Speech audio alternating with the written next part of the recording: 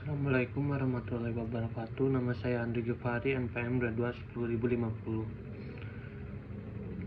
Filsafat Athena. Sophie yang baik, ketika kamu membaca ini, kamu mungkin telah bertemu Hermes. Tapi kalau belum, aku tambahkan di sini bahwa dia adalah seekor anjing, tapi jangan khawatir. Kelakuannya sangat baik dan lagi pula jauh lebih cerdas dibandingkan dengan banyak orang. Dia sama sekali tidak pernah berusaha untuk menimbulkan kesan bahwa dia lebih pandai daripada yang sebenarnya. Perlu juga kamu ketahui bahwa namanya bukan tanpa makna. Dalam mitologi Yunani, Hermes adalah utusan para dewa. Dia juga dewa para pelaut, tapi kita tidak akan mengurusi hal itu, setidak-tidaknya untuk saat ini. Yang lebih penting adalah bahwa Hermes juga memberikan namanya untuk kata hermetik, yang berarti tersembunyi atau tak terjangkau. Bukannya tidak cocok dengan tugas Hermes untuk menjaga agar kita berdua tetap sembunyi satu sama lain.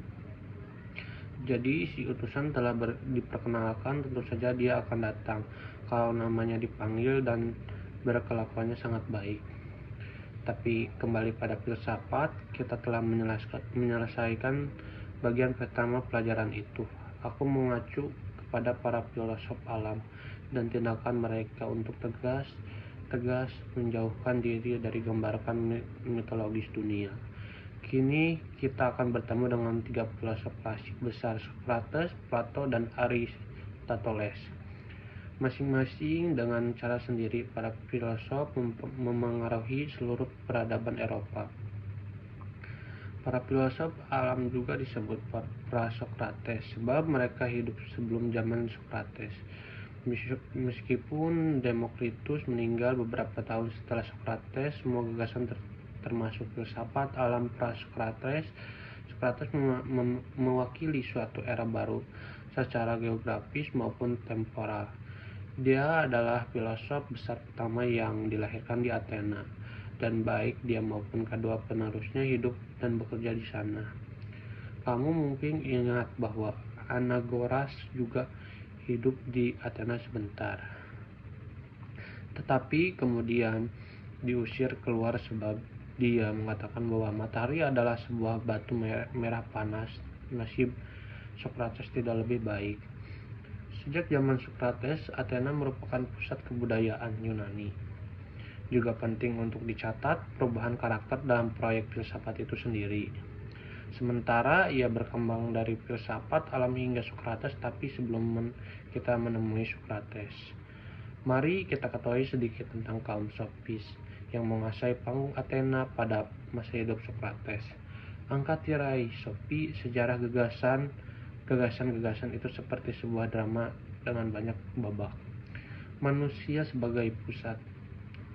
Setelah sekitar 450 SM, Athena merupakan pusat kebudayaan di dunia Yunani. Sejak masa ini, filsafat mengambil arah baru. Para filosof alam hanya memusatkan perhatian pada hakikat dunia, fisik semata. Karena itulah mereka menempati posisi sentral dalam sejarah sains. Di Athena, minat kini dipusatkan pada individu dan kedudukannya dalam masyarakat. Secara lambat laun, demokrasi berkembang dengan majelis-majelis rakyat dan pengadilan hukum. Agar demokrasi dapat dijalankan, orang-orang harus cukup berpendidikan agar dapat ambil bagian dalam proses demokrasi. Kini telah melihat di zaman kita sendiri bagaimana demokrasi masih mudah membutuhkan keterbukaan pikiran masyarakat. Bagi para penduduk Athena, yang paling penting adalah menguasai seni berpidato, yang berarti mengatakan berbagai hal dengan cara yang meyakinkan. Sekelompok guru dan filosof keliling dari koloni-koloni Yunani berkumpul di Athena. Mereka menanamkan diri kaum Sofis. Kata Sofis berarti seseorang yang bijaksana dan berpengetahuan. Di Athena, kaum Sofis mencari nafkah dengan mengajar para warga negara dengan imbalan uang. Kaum sofis mempunyai satu ciri yang sama dengan para filosof alam. Mereka bersikap kritis terhadap mitologi tradisional, namun pada saat yang sama, kaum sofis menolak yang mereka anggap sebagai spekulasi filsafat yang tak berguna. Mereka berpendapat bahwa meskipun ada jawaban untuk pertanyaan filosofis, manusia tidak dapat mengetahui kebenaran mengenai teka-teki alam dan jagat raya dalam filsafat. Pandangan seperti ini dinamakan skeptisisme. Namun, bahkan jika kita tidak dapat mengetahui jawaban seluruh teka-teki alam, kita tahu bahwa orang-orang harus belajar untuk hidup bermasyarakat. Kaum sofis memilih untuk menyibukkan diri mereka dengan masalah manusia dan kedudukannya dalam masyarakat. Manusia adalah ukuran dari segala sesuatu, kata seorang sofis Protagoras. Kira-kira pada 485 sampai 410 Masehi. Dan itu yang dimaksudkannya adalah bahwa masalah apakah sesuatu itu benar atau salah, baik atau buruk, harus selalu dipertimbangkan dalam kaitannya dengan kebutuhan-kebutuhan seseorang. Ketika ditanya apakah dia percaya kepada para dewa Yunani, dia menjawab pertanyaan itu terlalu kompleks, sedangkan hidup ini terlalu singkat. Seseorang yang tidak mampu mengatakan dengan tegas apakah dewa-dewa atau Tuhan itu adalah dinamakan seorang agnostik. Kaum sofis biasanya orang-orang yang telah banyak bepergian dan melihat berbagai bentuk pemerintahan, baik aturan maupun hukum setempat di negara-negara kota bisa sangat beragam. Ini mendorong kaum sofis untuk bertanya apakah yang alamiah dan apa yang diharuskan karena didesakan dari masyarakat.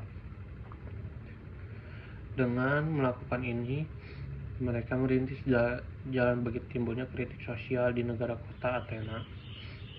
Misalnya, mereka dapat mengemukakan bahwa penggunaan ungkap seperti kesopanan alamiah tidak selalu dapat dipertahankan, sebab jika memang kesopanan itu alamiah, mestinya itu adalah sesuatu yang terlahir bersama kita, suatu bawaan lahir. Tapi apakah itu memang bawaan lahir, sopi, atau itu karena didesakan masyarakat? Bagi seorang yang telah menjalani dunia, jawabannya mesti sederhana, adalah tidak alamiah atau bukan bawaan lahir. Jika kita merasa malu bertelanjang di tempat umum, sopan atau tidak jelas, merupakan masalah aturan sosial. Seperti yang dapat kamu bayangkan, kaum musafir sofis itu menciptakan pergaulan sengit di Athena dengan mengemukakan bahwa tidak ada norma mutlak untuk menentukan apa yang benar dan apa yang salah.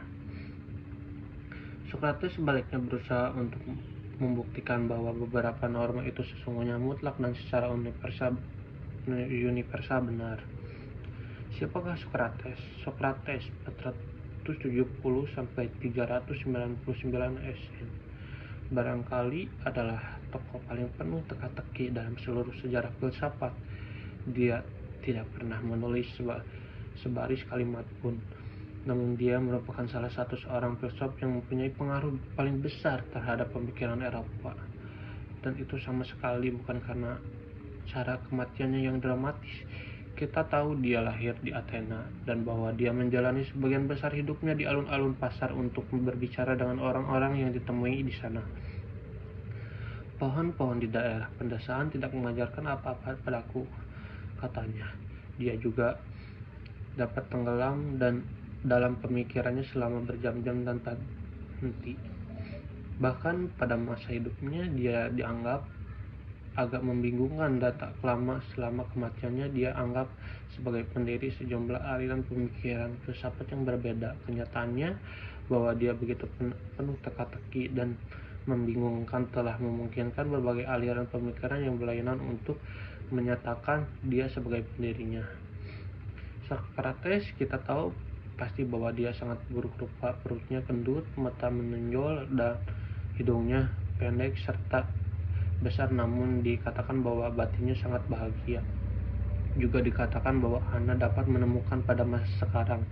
Anda menemukannya di masa lampau, tapi Anda tidak akan pernah menemukan padanannya.